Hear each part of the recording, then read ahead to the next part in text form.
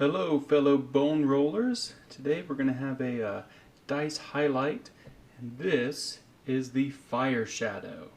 This is one of the monsters of the Firewalkers, the blue-red race. And here it is. So let's look at the faces. Of course, there's the ID icon. As a monster, that will count for 4 of whatever you're rolling for.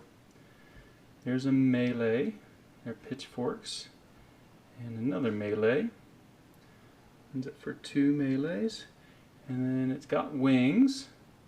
Apparently Fireshadows fly, right? It has 2 wing faces. So of course those count for maneuver or save results, depending on what you want, and 4 of. Same with the melee would be 4 of. Here is the cantrip icon.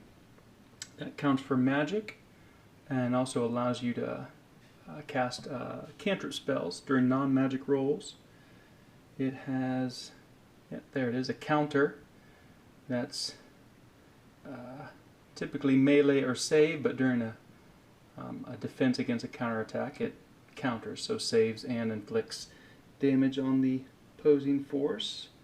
There's a smite, yeah, which is like unblockable melee damage, unless it's magical defense, but otherwise can't be defended against. The shield's getting chopped in half. Alright, and what do we have here? And there is another face, yeah. So this is create fire minions. So during any army roll, this counts for 4 of whatever you want. So it's almost like an ID icon.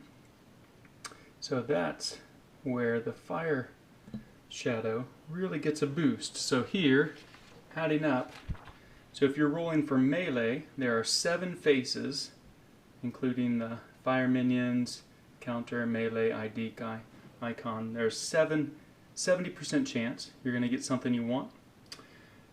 For missile, it's only a 30% chance, 3 of 10, which is fire minions and the ID icon. Yeah, not great. Magic, you have 4 relevant icons.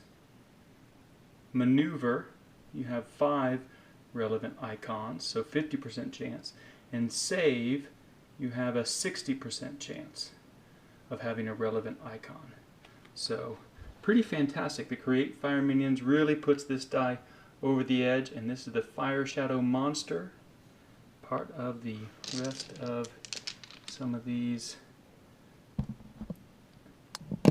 Firewalkers. There it is, ladies and gentlemen.